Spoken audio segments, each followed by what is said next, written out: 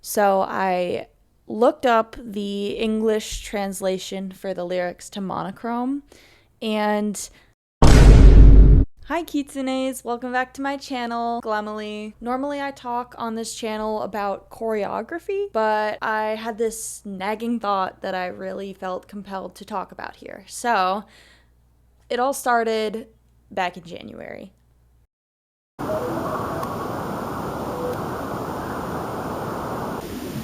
Oh shit.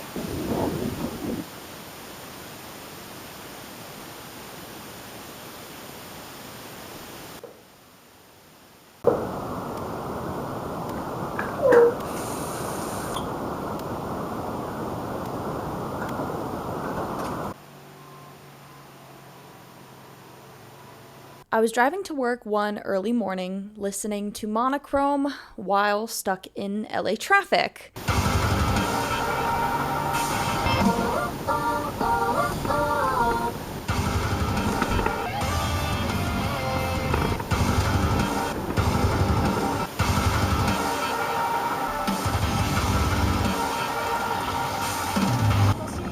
God, pick a lane! Fuck!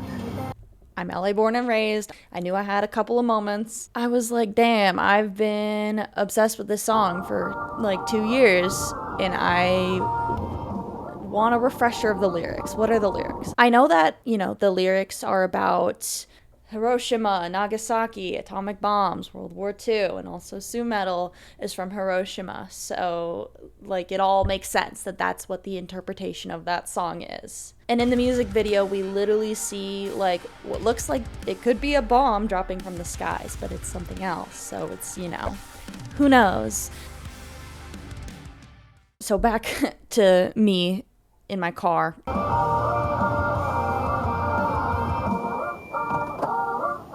When I pulled up the lyrics to this song while I was sitting at this red light, I noticed something. Rereading the lyrics of Monochrome at 8:30 in the morning, not even 20 minutes out of bed and half asleep, the lyrics smacked me upside the head in a way that I really couldn't begin to process.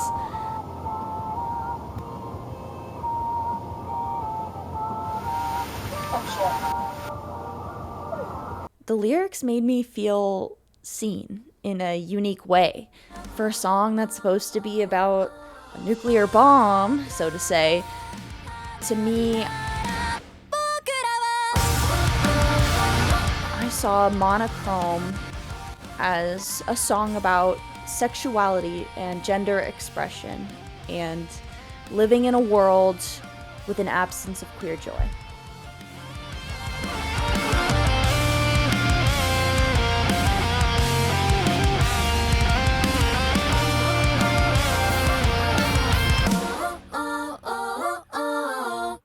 So yeah, I started crying in my car at 8 in the morning. My stupid ass was crying in the car at 8 in the morning over the lyrics of Monochrome, and I had to walk into work like it was perfectly fine and I was totally normal. But I had this thought just circulating in my head and I just couldn't get it out. So today, let's dive into the world of the song Monochrome by BABYMETAL, and let's look at this through a queer lens. So, fun fact about me, I consider myself to be queer, and BABYMETAL was actually a key part of my queer journey. Before you come at me in the comments or on Reddit about how I don't know what the fuck I'm talking about, let me just say I am very familiar with this song, okay? I'm not paying money to access my goddamn Spotify listening data, but I can tell you that when the Monochrome single first came out, it initially changed my life. I listened to it on repeat as a pre-release single in 2022, and then on the album The Other One when that came out. Monochrome was my number 3. I can't use fingers, I don't know how to count. Monochrome was my number 3 song of 2023, and despite falling down the K-pop rabbit hole in 2024, BABYMETAL still remained my number 1 artist, and Monochrome remained in my top 100 songs. I've been a BABYMETAL fan since 2016, Here's a picture of me in 2016. That was my freshman year of high school. My favorite member at the time was Yui, actually. I enjoyed learning the choreographies to karate, to Gimme Chocolate, and Megitsune, all in between learning the words to Rent and Hamilton and In the Heights. Then I got really, really into musical theater and meteorology, and I forgot about BABYMETAL for a hot second. Fast forward to 2020, I finally had my driver's license, and to celebrate, I made this absolutely unhinged playlist called If I Ever Get Famous, Don't Let People Know. I blast these songs in my car at full volume. I embraced all the songs that I not so proudly enjoyed. This is such a bad playlist. I placed some of these banger BABYMETAL songs directly between Ram Ranch and Alvin and the Chipmunks' Funky Town. This is singing. This fucking playlist. This fucking playlist. This fucking playlist is the reason why I fell down the foxhole all those years ago. And I hate it. If you don't know what Ram Ranch is, please don't look it up. Although I will say it's pretty metal.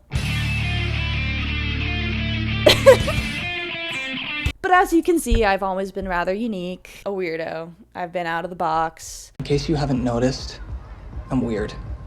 I'm a weirdo.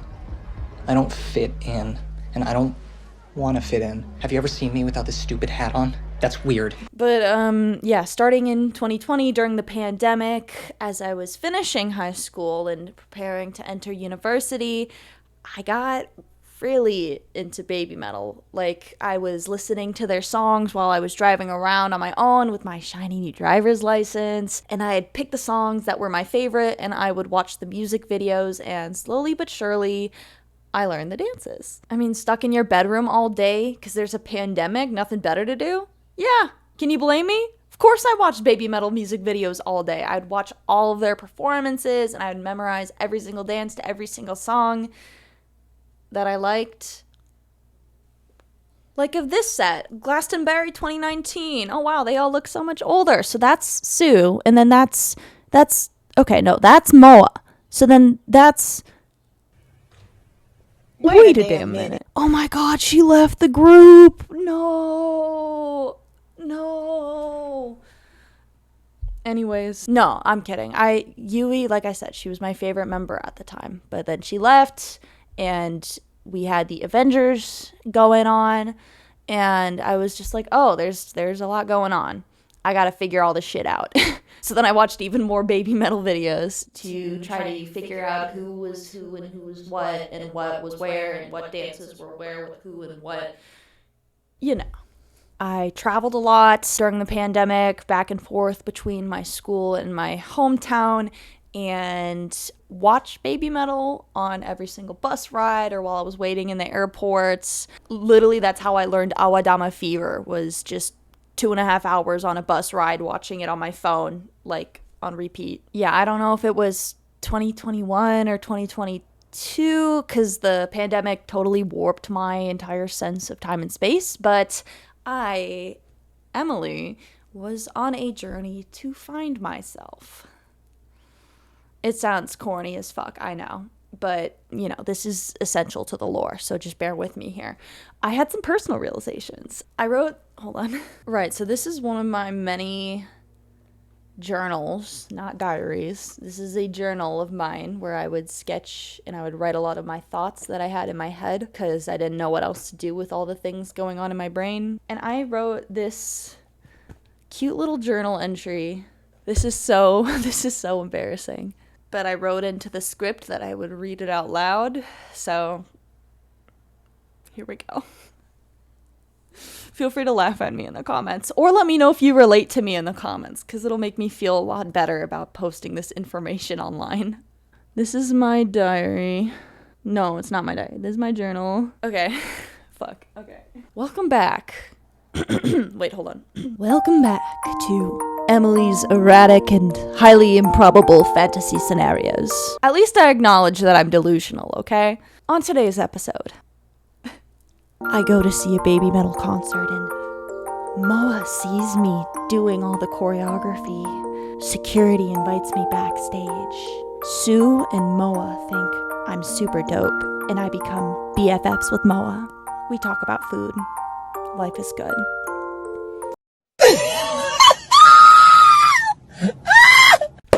Friends, that's called a gay crush. If you're a young person watching this and you're having thoughts that are kind of like that about how you think girls are really pretty sometimes, it's not just a phase. Yeah, I was really in denial. I was really in denial. So if your journal entries sound like a bad fan fiction on AO3 or Wattpad, maybe you should go sit in the closet and think. And don't come out till you're ready. So yeah, I mean, for me, I'm a girl who's always been attracted to men, so I guess I was really surprised to realize that I was also attracted to women. I mean, who doesn't go to bars and just drunkenly make out with other girls? Straight girls. They don't do that. They don't, apparently. So yeah, I was like, maybe if I have these thoughts about other girls, I'm just bisexual. It's crazy. Crazy thought. No, I'm not spicy straight or bi-curious. I'm just bi. Oh, I just smacked my microphone again. Oops. And let's be clear, this is not just about sex. So get that out of your head. Chapel Roan once said that she doesn't feel gay enough sometimes, and she's a hell of a lot gayer than I am. I felt that way to some extent. You know, I was the token straight all throughout high school in my gay-ass theater friend group. All of my fictional character crushes were dudes, save for the, Lady Dimitrescu. And Lady Dimitrescu and Rhea Ripley are both like the same type of woman in different fonts. And every girl wants to be carried by Rhea Ripley, right? Right? No. Wrong. So yeah, I had this preference, but that doesn't eliminate who I am and my identity. Despite being a girl who's always dreamed of marrying a man, I'm still bisexual. I'm still attracted to women. And I just view relationships with them in a different way. I mean, that's what the queer umbrella is all about. Everyone's personal experience is different, but we all come together to celebrate our differences. And now that I've established my credentials as a queer person, let's talk about what you're really here for, which is baby metal and the other one. The other one is not the fourth album. That's Metal Fourth. Cobra Metal confirmed it. Metal Fourth is the fourth album. This one isn't. The other one is a 2022 concept album where we witnessed the restoration of baby metal after being sealed from the world, aka going on hiatus. The band embarked on a journey within the virtual metalverse to uncover the baby metal we never knew existed. This is the other story of baby metal. First thing you should take away from all of this is that this album isn't canon and none of this matters. So don't take this too seriously. It's not that important. If you're gonna come into my comment section and be homophobic as fuck, kindly, you're a loser. I mean that in the nicest way possible. You're a loser. Okay, back to it. This project revealed 10 songs, each set in a distinct parallel world, and exploring a different theme with each song. The other one, with its concept of the metalverse and alternate realities, is already primed to explore themes of otherness. It's in the name, the other one. This sets the stage for Monochrome to delve into an experience of feeling other within a restrictive society, which deeply resonates with the queer experience. And by the way, BABYMETAL was kind enough to provide little descriptions of the world within each of these songs. Here's Monochrome's official track breakdown. ASMR voice time, hold on. I'm gonna put on my voice actor hat. From the children's perspective, what color were the monochrome fireworks that lit up the night sky? The song captures a gentle yet powerful melody coloring a monochromatic world. The hopeful wish on Ragnarok, twinkling across the starry skies in rainbow colors. Did you get all that? So according to the official track breakdown, the song lyrics are coming from the perspective of a child. This child lives in an apocalyptic, monochromatic world. The gentle yet powerful melody is a message this child is trying to convey, that they can envision rainbow colors dancing across the starry skies. So much symbolism to unpack, and we haven't even gotten to the actual lyrics yet. But these concepts were specifically outlined by BABYMETAL as being significant to the story of Monochrome. So, before we discuss those lyrics, let's talk about that symbology. First of all, what does it mean to see the world through a child's eyes? It's a perspective filled with innocence, purity, and wonder. Children, unburdened by the narrow ambitions and purposes that often define adulthood, possess a unique clarity. They often navigate the world through intuition, their hearts leading them to where complex reasoning has yet to tread. They are more likely to dream, to envision a world free from society's constraints. A world where, for example, anything is possible, and colors can be brighter than we could even imagine. I mean, for me, what comes to mind is when I was 6 years old. That was during the 2008 financial crisis. I vividly remember my teachers protesting in front of the school because they were terrified of receiving pink slips, getting fired or laid off. And I was like, why? They're great teachers. They're so important to the school. Why would we get rid of them? You know, I didn't grasp the socioeconomic forces at play. I just saw right and wrong, good and bad, black and white. Kindergarten me didn't know shit about taxes or recessions. I just went by what my heart said.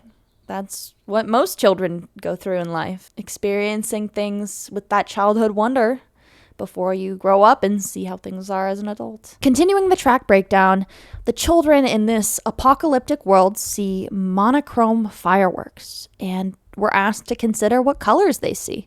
Pause. Okay, yeah. What exactly is a monochrome firework? Take a moment to picture it.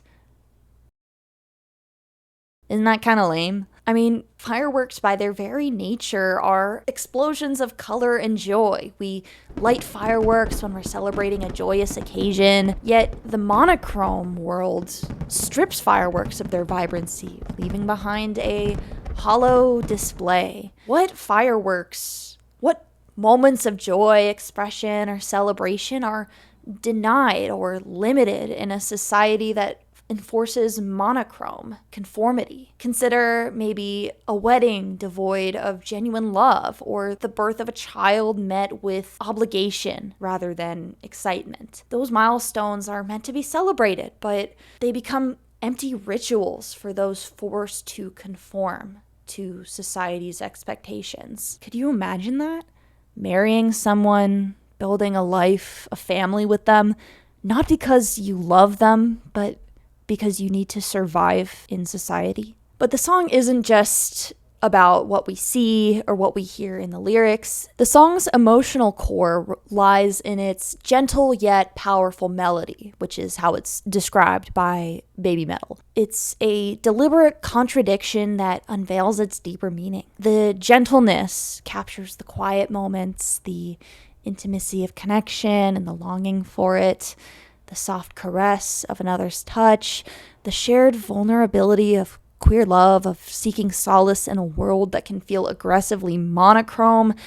But that power isn't absent. It's the driving force, the quiet strength that pushes back against the monochrome, the resilience to keep believing in a brighter future. This resistance isn't overt, but it's a steady, unwavering pulse, like a heartbeat. It complements the lyrics, expressing what words alone cannot.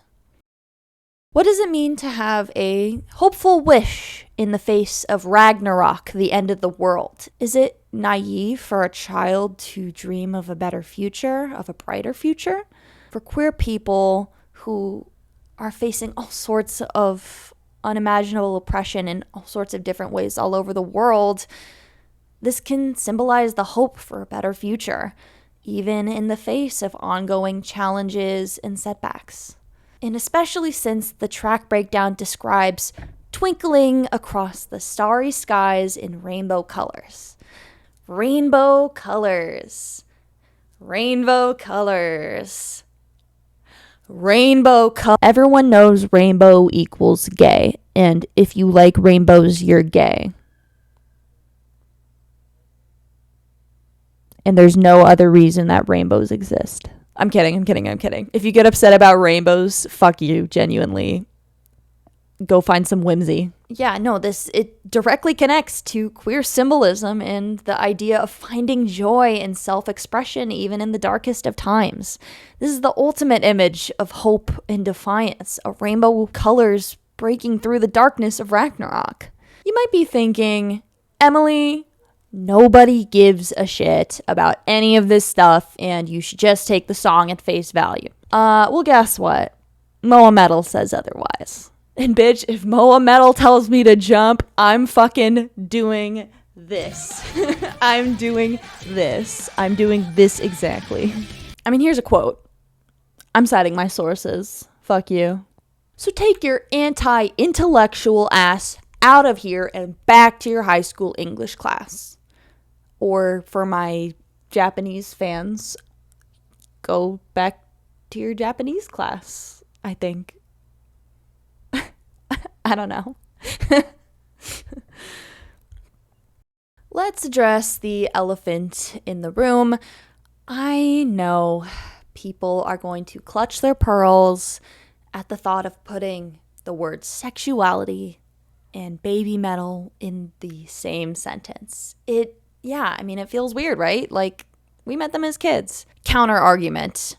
I was an 11-year-old girl once, and now I'm 23 and I'm hot as fuck. We were all 11-year-olds. I mean, seriously, though, like, Britney freaking Spears was a Mouseketeer with Ryan Gosling and Justin Timberlake before she gave us Toxic and danced with a python. And the Mouseketeers, they grew up too. We never questioned their right to grow into adults with complex identities. I mean, look, I get it. BABYMETAL were kids. But so was every artist you love. I mean, the difference is we have a weird tendency to pretend that teen idols are Peter Pan. You know, they don't age, they don't change, they never develop as people. But they do. I mean, in this interview during the Other One era, Sue and Moa talk about how the BABYMETAL we see in the Other One is a new version of BABYMETAL, a post-teenage version. Sue Metal says, the Other One is about an alternate BABYMETAL. We're sometimes called kawaii metal, but don't think that's the only thing we're about. We want to make new music. We don't want to be tied down by that image. We want to show another side like this and hope people will enjoy this too. I did enjoy it very much. Thank you. And just like I said earlier, let's be very clear. When I'm talking about sexuality, I'm not just talking about sex. Get your mind out of the gutter. It's not just about who you sleep with. Sexuality is a fundamental part of being a human. It's about identity, it's about self-discovery, how we want to exist in the world, who we're drawn to, and how we want to experience intimacy. It's a spectrum, a fluid thing, and encompassing the ways that we want to be perceived, loved, and by whom. These aspects of ourselves can change and develop over time. I mean, hell, it happened to me. Whether we ignore it or suppress it or refuse to talk about it, it's still there, and it's a part of us. Just as BABYMETAL uses the other one to redefine themselves, Monochrome uses the metaphor of a colorless world to explore the journey of queer individuals who must often redefine themselves and fight for their right to exist authentically. With that all being said, let's finally dive into the lyrics of BABYMETAL's Monochrome. Fuck you, shut up! So here's a quick recap of the lyrics. Did you get all that? There, now we all know the lyrics. Let's break down this dystopia.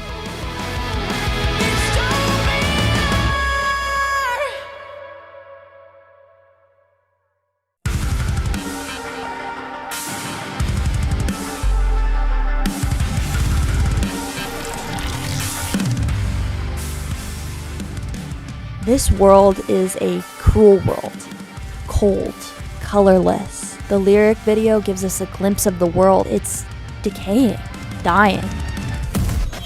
Ragnarok, the apocalypse, where even the brightest of stars can burn away at a moment's notice. Verse 2 describes being drenched in the rain and freezing in the night, which is mirrored in the music video.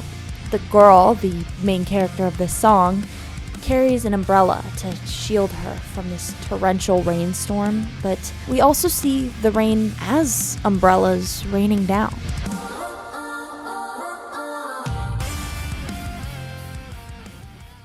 This isn't random. This is intentional. Umbrellas are supposed to represent protection. I believe that this rain of identical umbrellas could symbolize a loss of individuality. To be protected in this society, you have to conform. You have to lose your unique expression in a process. In this monochrome world, living only in black and white, where color and difference are washed away, it's unbearable. These umbrellas shield from the relentless rain, but at the cost of being isolated, having to hide oneself and be unable to connect authentically. It's like the real world, our world. You have to pass within societal expectations and conform to avoid discrimination, but at the expense of living as your true self. But then somebody appears. You.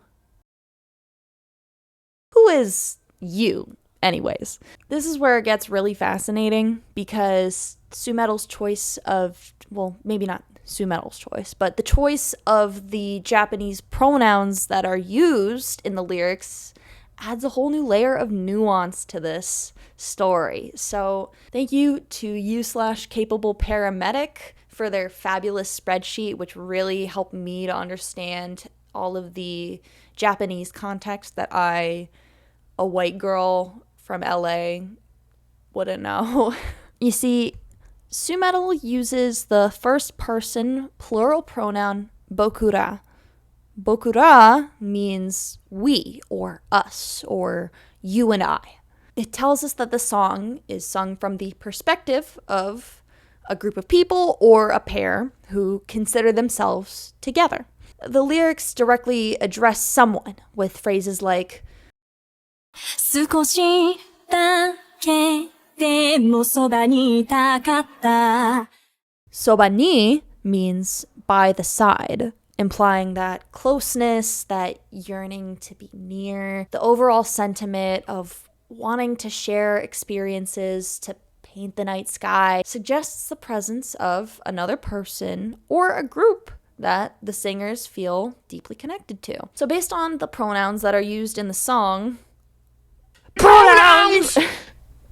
Imagine being fucking whining about pronouns. I saw some guy in the BABYMETAL subreddit use a throwing up emoji because someone corrected him on how Bambi Thug's pronouns are they, them, and he was like, ew, gross. Imagine being that much of a loser.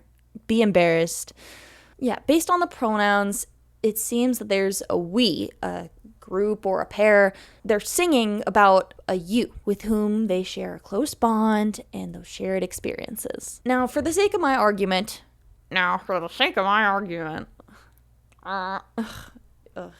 fucking hate that guy. For the sake of my argument, let's roll with you and I. But this is where it gets really interesting because you/capable paramedic brought this to my attention. That Bokura, while not exclusively male, generally has a masculine connotation.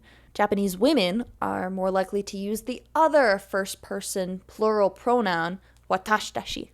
スーメタルです。モアメタルです。モモメタルです。私たちベビーメタルです。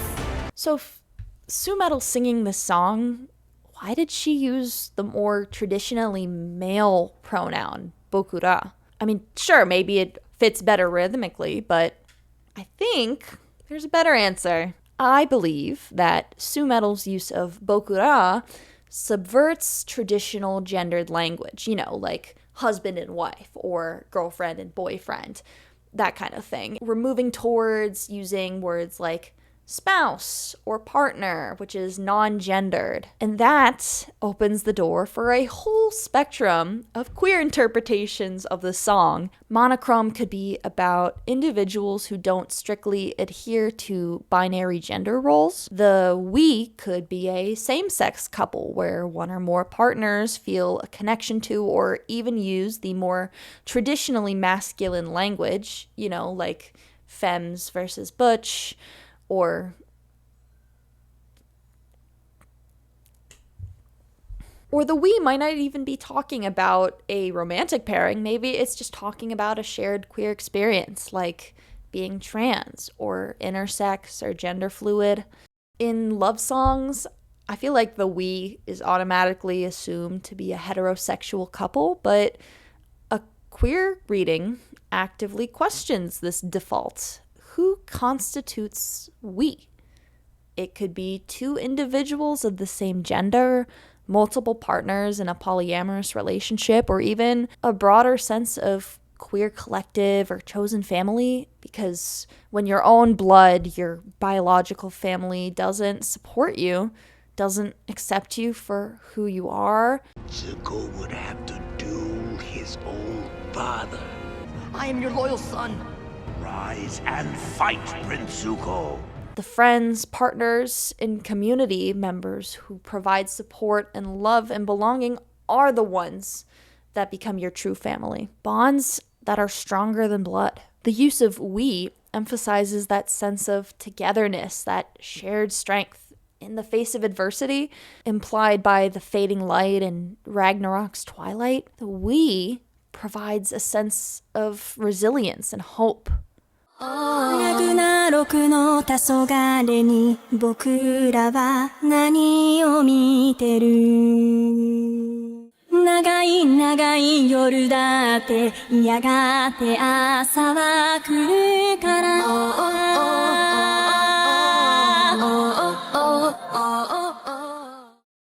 We're in it together. And we can fight it together. Maybe. Who knows? All right, so we've talked about the we. Now let's talk about the you. No, not you, not you. I'm talking about in the lyrics. In the song Monochrome, exactly who is being sung about, and what does that mean if you think about it in a queer perspective? The lyrics speak of a shared history and a mutual understanding of the current state of the world. And emotional intimacy is a hallmark of significant relationships. That longing to be by your side during difficult times highlights the importance of connection and solidarity, especially within marginalized communities. And the raw emotions expressed in the lyrics suggests a deep level of vulnerability and openness between the bokura and you. There's a collective desire to paint the night sky and the world in rainbow colors. This emphasizes the shared hope and the vision for a brighter future where their identities in love are celebrated. Okay, let's recap. I know we've talked about a lot and I've used a lot of big words. I'm sorry for that. No, I'm not. Sumetal has basically painted this picture of the monochrome world for us. It's sad, cruel, dark, dying, Ragnarok. But then, boom! 5 big booms! Oh, we're so sorry to hear about your brother that passed away. He gets 5 big booms. Boom! Boom!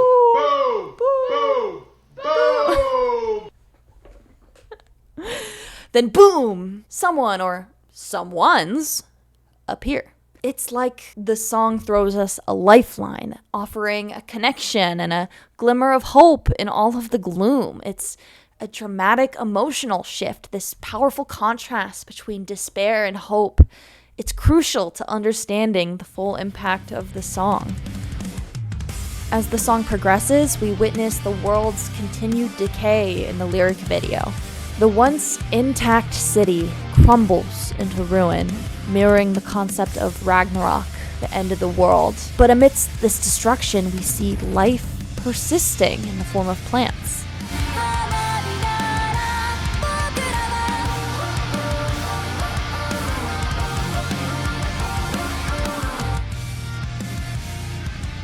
Most notably, I'm going to pronounce this wrong, but most notably the Hibakujumoku trees. These are trees that were named for surviving the atomic bombs, symbolizing the incredible resilience and the enduring power of life, even in the face of destruction.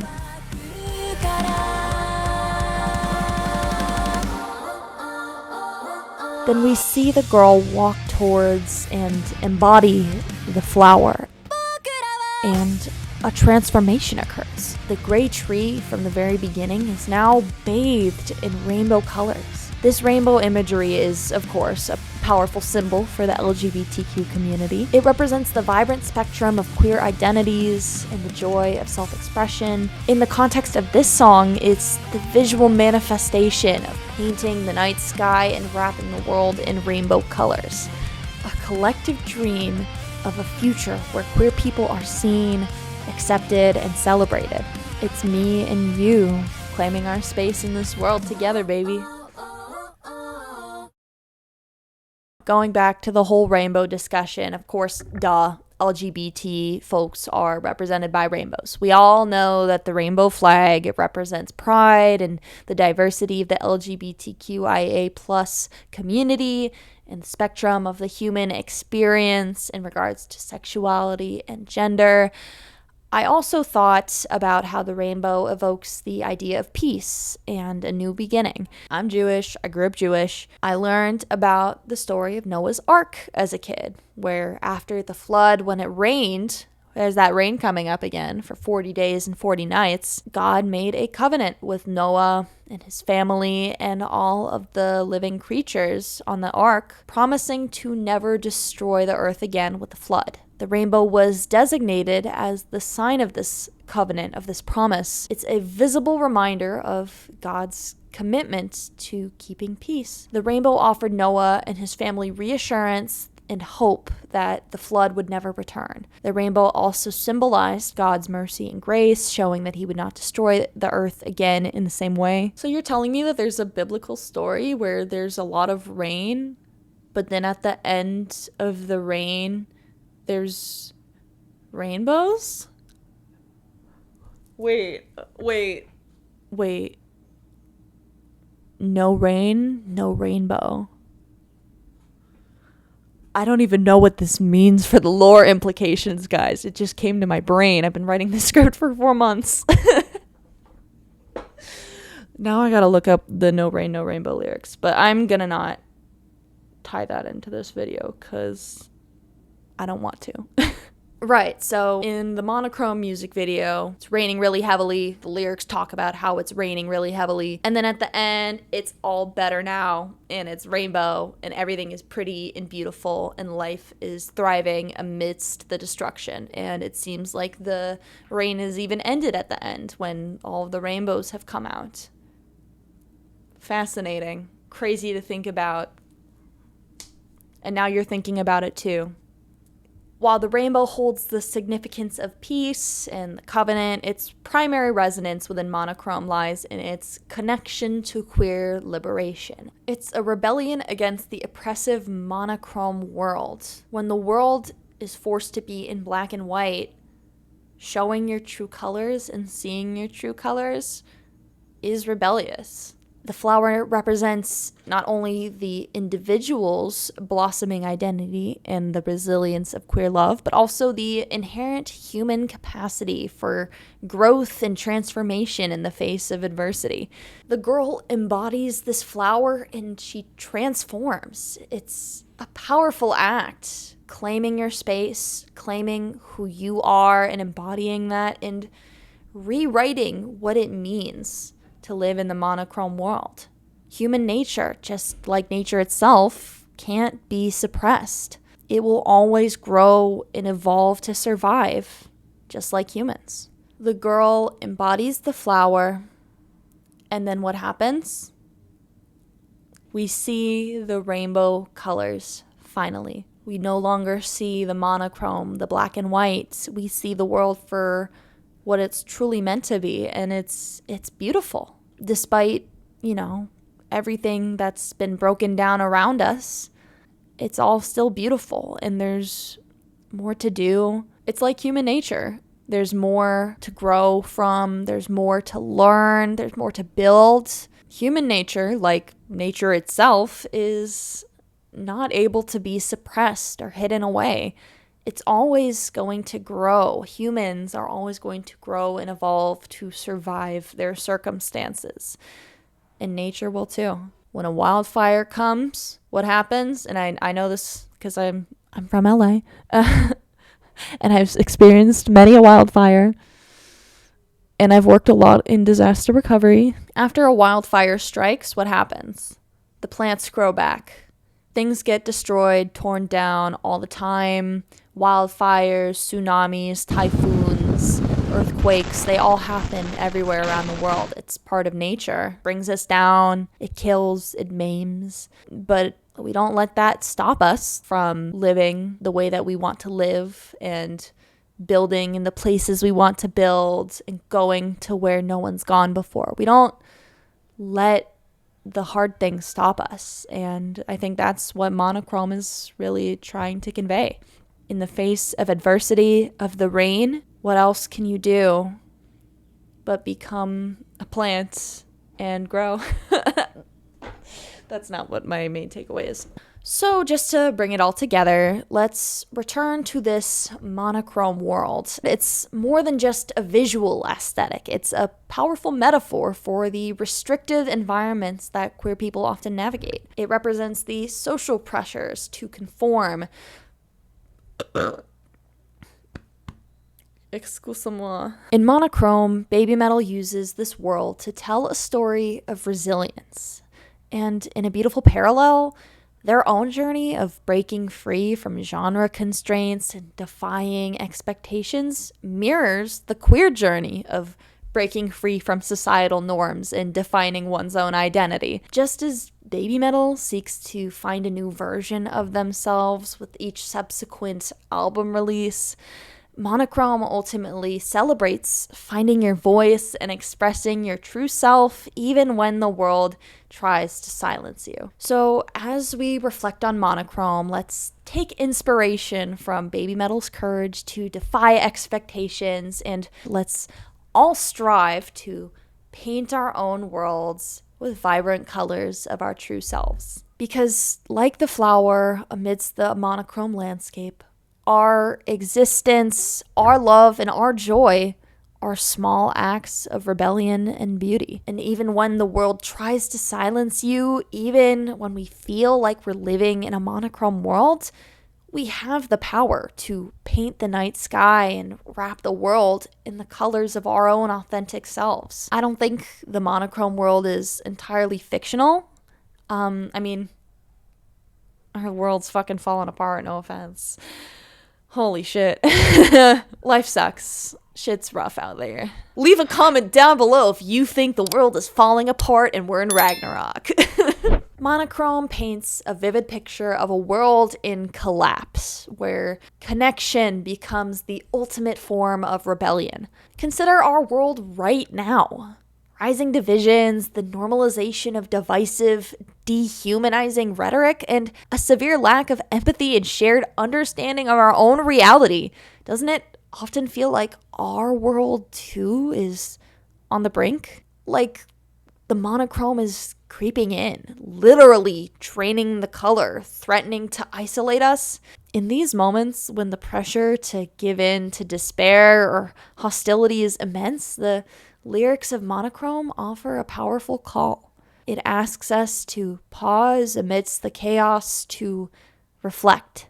When everything else feels like it's falling away, what remains? When the world seems intent on pulling itself apart, how will you choose to be a source of light and warmth in a world that sometimes feels cold and broken? When Sue Metal sings her, not even sings, she cries out that last line of Monochrome, and it's just so devastating that I get mad at my Spotify DJ for trying to fade into another song right at the end of the bridge instead of letting me hear the best part of the fucking song.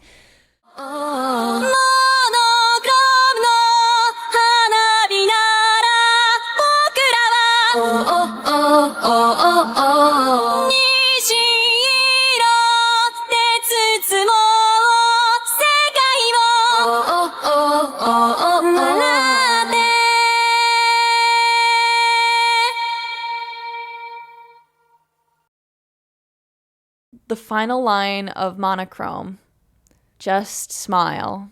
And I think that's just such a beautiful way to put it. When everything is falling apart, when everything is horrible, when Ragnarok is here and everything is self-destructing, just being able to smile and continue on your path forward to live your life is rebellion, and it's powerful. And that's why in the main description of the song, it describes the song as gentle yet powerful, because this Monochrome is not like a it's, maybe the very, very beginning is if you're listening to it on full volume and you have your headphones on and then you go because that's happened to me a lot. A lot. Okay, so the first night is never usually that bad in any of the games, so I'll play through. What the fuck? Oh!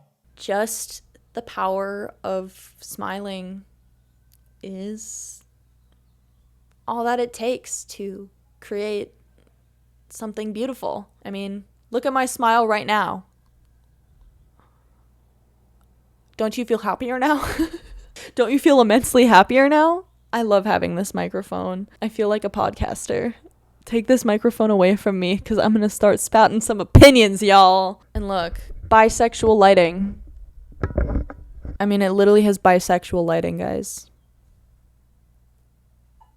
In case me sharing my diary entry from 5 years ago wasn't vulnerable enough, I'm now going to proceed to share a poem that I wrote with all of you.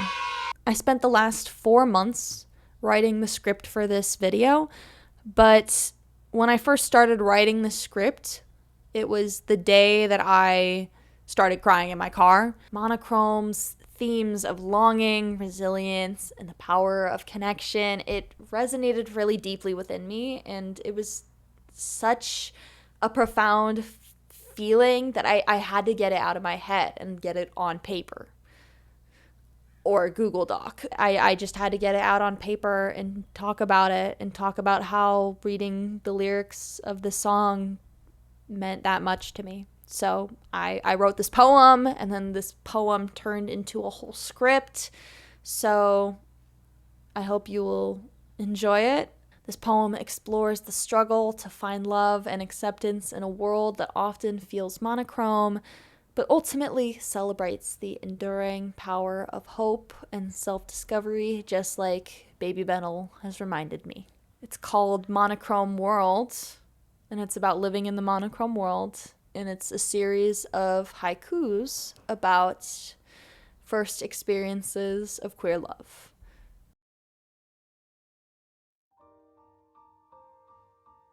What's it mean to love?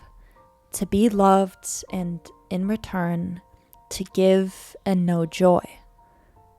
Who are you expected to love? What walls stand between you and that warm feeling that you desperately crave? This world has demands. grow, marry, wither away. But these milestones feel hollow, painted in fading monochrome. Is this what you want? Or just what you're expected, told that you should want? When the world melts away, what is it you ache for? A glimpse of something. Different life, a different love. It terrifies you with how right they feel. Puzzle pieces click into place after lifetimes of forced shapes. But no, it's not the right kind of love. What the world demands of you, of your life, so you swallow it down. Fold yourself smaller. I can be happy in black and white. It's a lie. This world was not built with you in mind, and it hurts to stifle your joy. I can't live like this. Everything familiar, lost, yet one spark remains. A hand in the dark, someone who lives against the grain and dares to glow. They pull you closer, show you a dawn brighter than any you've pictured. Here's the secret. This monochrome world's gone to dust, crumbling to pieces. Ragnarok is here. Let it burn the old regime. As the ashes fall, their smile becomes your compass.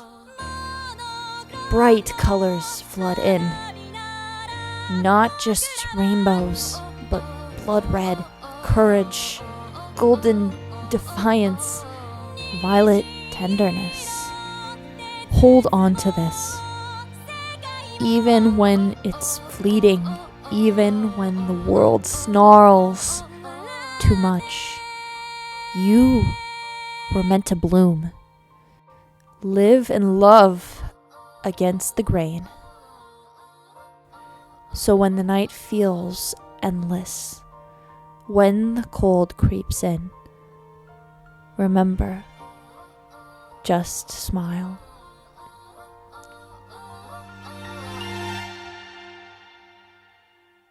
Boo! It's me from the future. Alright, guys. I've officially spent a full month editing this video. Today is June 30th. Today is the last day of Pride Month. I am a little disappointed that I wasn't able to get this video out earlier because I really wanted to have this video out for Pride Month. But I'm here because when I was filming my outro for this video, I made the brilliant mistake of muting my microphone right before I started talking. So I'm here to re-record my outro now that my whole video is done, and I'm very excited. I'm very proud of how this video turned out. I know that this is really different from some of the content that I normally post, but like I said, I had to talk about this. It was really important to me, and I wanted to speak on it. So going forward, I am planning to get back into making dance content. I don't like sitting at my desk for several months writing and editing scripts and videos and stuff. I do like actually dancing. So looking forward to getting back to that. If you are looking for more baby metal dance content, be sure to check out my Patreon, where I have a bunch of videos that I could not post on YouTube because the copyright system is so broken and my videos are not considered transformative. I just wanted to say thank you guys so much for sticking out all the way to the end of this video. I hope you guys learned something. I hope you guys will maybe think about this song or even any other song in this album a little bit differently. And I hope that you're not afraid to live as your authentic self. Pride Month may be ending, but being proud of who you are shouldn't. So with that being said, thanks so much for watching. Stream Metal 4th out August 8th and not a couple days ago when it was supposed to be. Shout out to all of the queer baby metal fans out there. I love you all and you're all very important. And to all the queer people out there who remain unseen, I see you. You are seen, you are valid, and you deserve all the things in the world. You deserve love, you deserve light, and you deserve happiness. So let's all let this be an opportunity for us to get out there and paint the night sky in our rainbow colors, and I'll see you guys in the next video. See you! Happy Pride Month, happy belated Pride Month. Mwah. So let's say actually that this is a real, and I'm being very earnest when I say this, a fan fiction I wrote about you when I was 19. Are you fucking serious? Wish I was joking. I'm actually 19, by the way, way too fucking old. Oh, I actually do want to go ahead and also give the qualifier that it's kind of well written, right? Honestly, you have a really strong voice. Forehead, thank you so much.